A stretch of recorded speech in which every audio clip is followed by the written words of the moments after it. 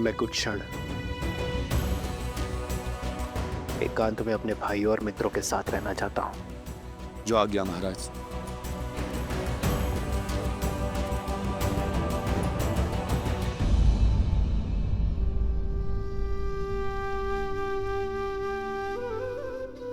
लक्ष्मण, लक्ष्मण उठो। स्मरण रहे लक्ष्मण कि उन बालकों को कोई हानि नहीं होनी चाहिए। बालकों को हानि पहुंचाकर अयोध्या की सेना केवल लज्जित ही होगी। जो आज्ञा भैया। मेरे कथन का मान रखने के लिए तुमने अपने प्राण संकट में डाल दिए लक्ष्मण। उनका रक्त ना बहे इसलिए अपनी सुध खो बैठे।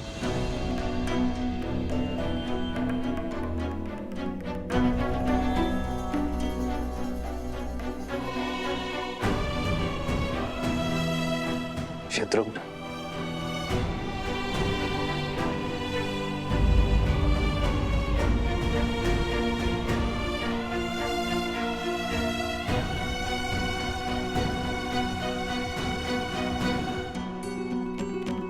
जय श्री राम।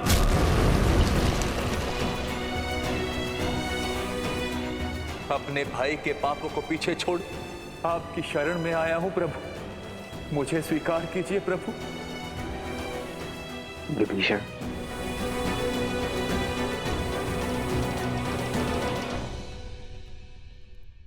मैं महाराज दशरथ का पुत्र ये प्रण लेता हूं कि अपने मित्र सुग्रीव को उसका राज, उसकी पत्नी और उसका सम्मान अवश्य लौटाऊंगा।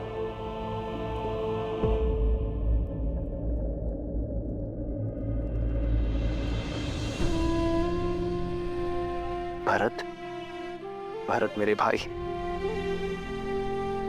उठो भरत, तुम्हारे राम भैया आए हैं। जाओ भरत, बिना किसी बंधन के जाओ। चाहे अब उन 2 बालकों को जो दंड देना पड़े दो, और अयोध्या का अश्वमेध यज्ञ पूर्ण करवाओ। स्मरण रहे, माता कहती है, धैर्यम सर्वत्र साधनम। भाग्य भी साथ साधने वालों का साथ देता है। कल हम पुनः श्री राम के समक्ष जाकर उनका सामना करेंगे। किंतु सत्य तो ये भी है ना भैया, यदि आज सूर्यास्त नहीं हुआ होता तो हम जीवित नहीं होते। नहीं भैया, मैं भयभीत नहीं हूँ, मृत्यु का भय नहीं है मुझे। मैं तो केवल ये बात सोचकर व्यथित हूँ कि यदि आज हमें कुछ हो जाता तो माता का क्या होता। उन्होंने अपना पूरा जीवन अकेले बिता दिया, हमारे होने के आभास के साथ निकाल दिया, किंतु शेष जीवन किसके सहारे बिताती।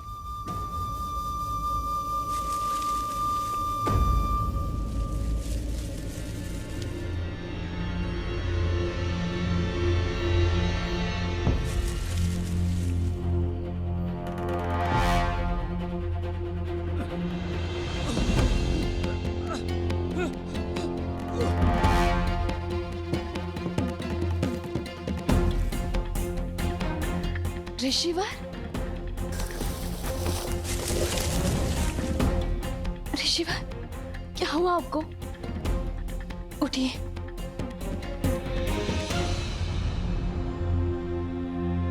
हे देवी, सहायता कीजिए।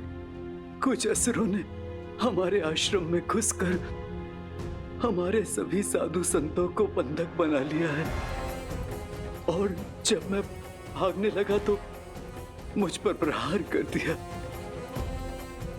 और इस दिशा में भेज दिया। किसी वन देवी को यह संदेश देने को कहा। वो कह रहे थे कि वन देवी उन्हें ढूंढ रही हैं और वो वहीं हमारे आश्रम में वन देवी की प्रतीक्षा करें। मुझसे और नहीं चला जा रहा था, शरीर घायल हो गया था, शरीर से रक्त बह रहा था, मैं यही झाड़ियों में गिर गया। हे देवी, आप ये संदेश उस वन देवी तक पहुंचा दीजिए। आप हमारे आश्रम को बचा लीजिए। आपने उचित व्यक्ति से ही सहायता मांगी है ऋषिवर। मैं ही हूं वन देवी और मैं ही उन असुरों को ढूंढ रही हूं।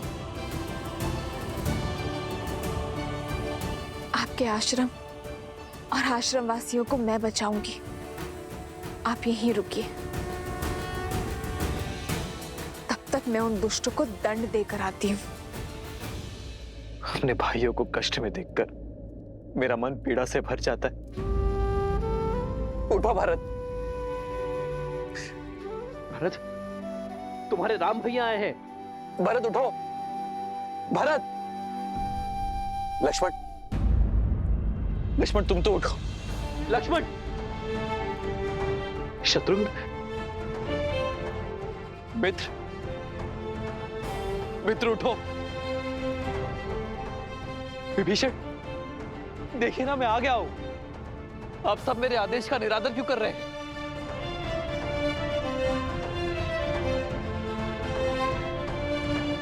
अब सब शुभ होगा। तुम्हारे सम्मान को क्षति पहुंचाने वाले उद्दंडियों को दंड अवश्य मिलेगा। बस आप सब अपने नेत्र खोलिए, मुझसे बातें कीजिए। जितनी पीड़ा में आप सब हैं, उससे अधिक पीड़ा मैं उन्हें दूंगा।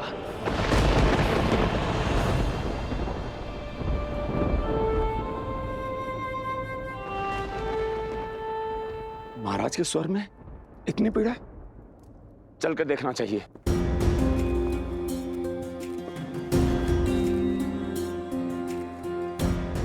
वैद्यराज, आप तो इतने दिनों से इनका उपचार कर रहे हैं, तो फिर ये ठीक क्यों नहीं हो रहे हैं? ऐसी कौन सी औषधि है जो उपलब्ध नहीं है? आप मुझे बताइए, मैं वो औषधि लेकर आऊंगा। आप बस इन्हें स्वस्थ कर दीजिए वैद्यराज। मेरे भाइयों, मेरे मित्रों को स्वस्थ कर दीजिए। महाराज, जिन अस्त्रों का वार इन पर हुआ है वो असामान्य अस्त्र है। हम उन्हीं अस्त्रों की काट खोज रहे हैं। इनकी सुध लौटाने के लिए हमें तनिक और समय चाहिए।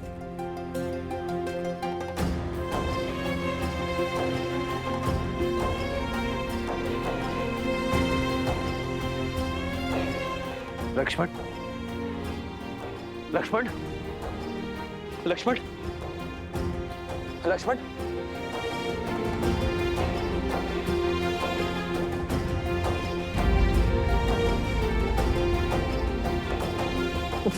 भरत,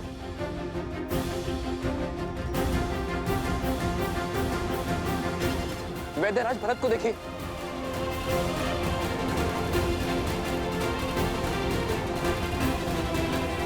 उपवैद्य, सभी जड़ी बूटियां अतिशीघ्र ले आओ। इसी क्षण हमें इनके प्राण बचाने होंगे, अन्यथा अनर्थ हो जाएगा।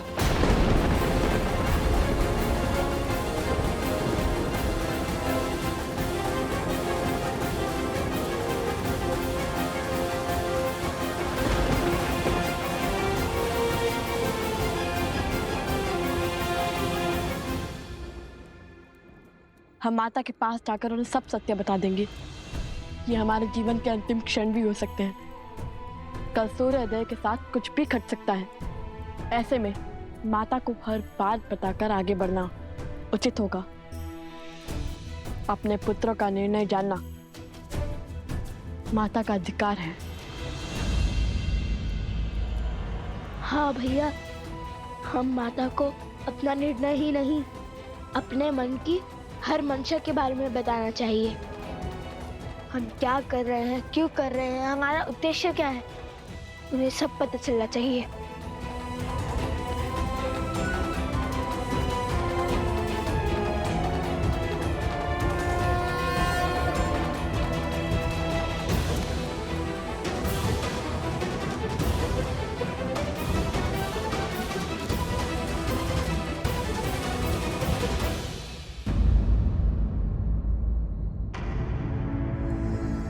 आओ सीता, भीतर आओ। वनदेवी, मुझे परिचय की क्या आवश्यकता है? पुराना शत्रु हूं तुम्हारा। ये स्वर, ये कंपन, तुम तुम वही हो ना जो स्वयं को मेरा परम शत्रु कहता है, और भेड़िए के वेश में भी तुम ही ने प्रहार किया था ना?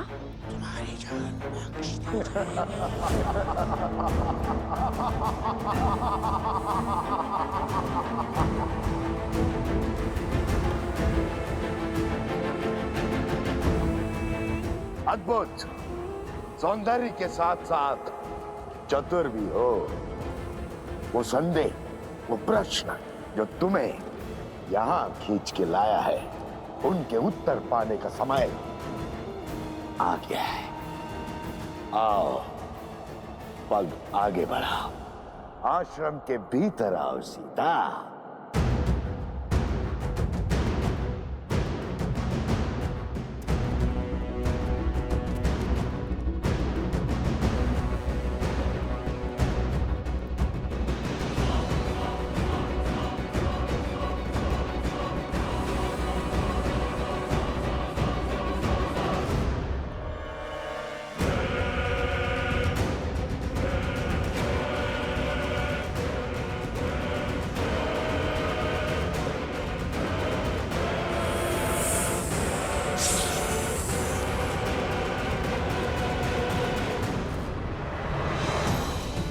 माता, माता, माता, माता।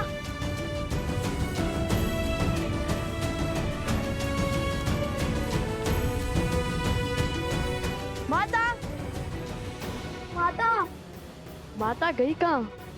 गुरु माँ को भी कुछ नहीं पता और ना ही कुमुद में दीदी को। ऐसे बिना किसी को बताए माता का चले जाना स्वाभाविक तो नहीं है। माता, आप वहाँ हैं क्या? भैया, आप माता को वहाँ देखिए, मैं यहाँ देखता हूँ।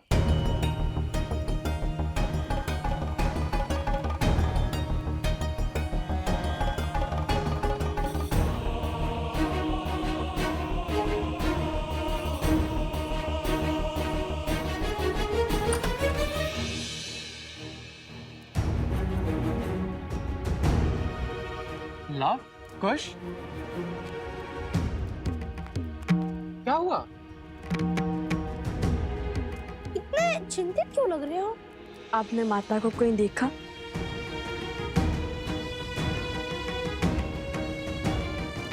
वनदेवी का तो संदेह से कुछ पता ही नहीं है। आश्रम से बाहर निकली थी, भैया ने देखा था, तब से लौटी ही नहीं। क्या? माता संध्या से ही नहीं लौटी?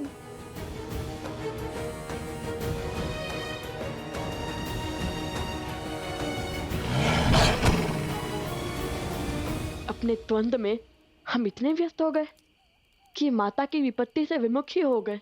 नहीं भैया, हमारे होते हुए हमारी माता पर विपत्ति आ जाए तो हमारे जीवन का क्या अर्थ, हमारे श्वासों का क्या लाभ? चलिए चलकर माता को खोजते हैं। रुको, वन देवी का आदेश है कि कोई भी आश्रम से बाहर नहीं जाएगा। हमें उनके लौटने की प्रतीक्षा करनी होगी। माता का आदेश और माता की रक्षा में से यदि हमें कुछ भी चयन करना पड़े, भले ही माता का आदेश भंग करने का पाप क्यों ना लगे, हम उनकी रक्षा करना चुनेंगे। माता के प्राण संकट में है और आप उनके पुत्र से प्रतीक्षा की परीक्षा ले रहे हैं। बताइए, कब तक करेंगे प्रतीक्षा? किसी अनिष्ट की सूचना आने तक या माता को खो देने तक? नहीं, लव कुश कायर नहीं। हम जा रहे हैं अपने माता को खोजने।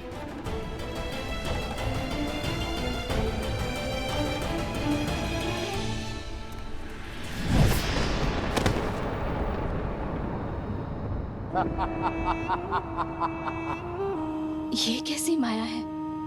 मेरी तनिक सी माया को नहीं पहचान पा रही हो सीता, तो मुझे क्या पहचानोगी? ये वही माया है जिसका उपयोग वर्षों से तुम्हारे परिवार के विरुद्ध करता आया हूं मैं।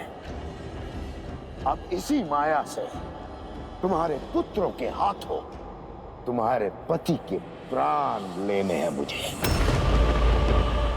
बहुत पुराना प्रतिशोध पूर्ण करना है तुमसे। अपना बल दिखाने का प्रयास मत करना, अन्यथा एक चुटकी बजाते ही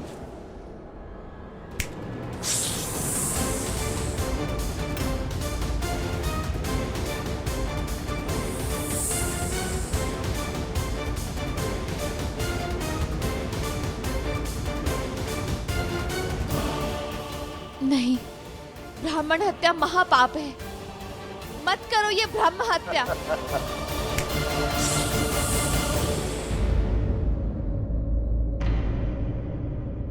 अभी भी मुझे पाप पुण्य का भेद समझा रही हो। ज्ञान देते देते दाव खेल जाना आता है तुम्हें, परंतु आज यदि तुमने कोई भी खेल खेला, कोई भी दुस्साहस दिखाने का प्रयास किया, तो जिस रघुकुल ने सदा साधु संतों की रक्षा की है, उसी रघुकुल की पुत्र वधू इन साधुओं की मृत्यु का कारण बनेगी।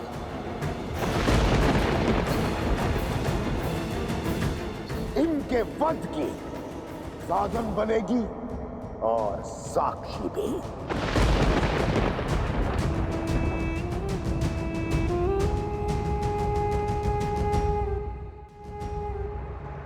क्या चाहते हो तुम? क्यों मेरे कारण इन ब्राह्मणों को दंड दे रहे हो?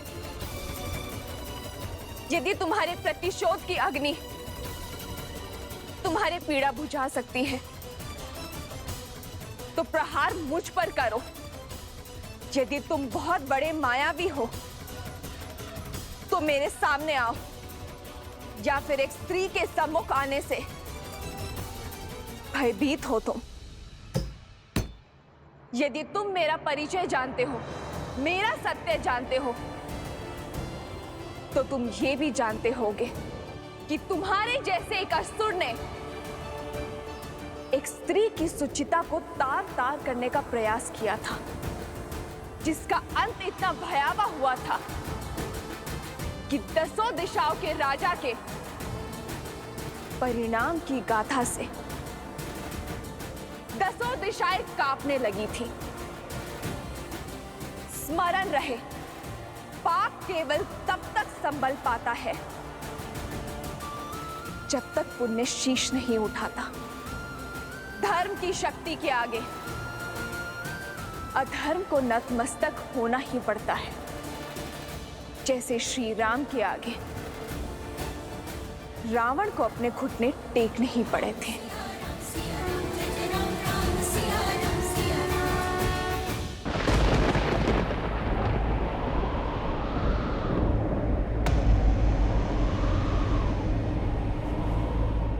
वो दशानंद रावण था, किंतु मैं सहस्त्रमुख रावण हूं।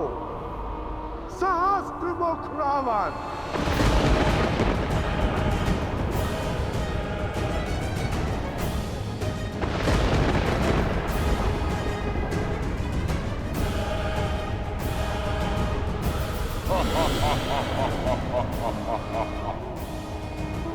जिसकी हार का विस्तार से ज्ञान दे रही हो, उसी लंकापति दशानंद रावण का बड़ा भाई हूं मैं। सहस्त्रमुख रावण।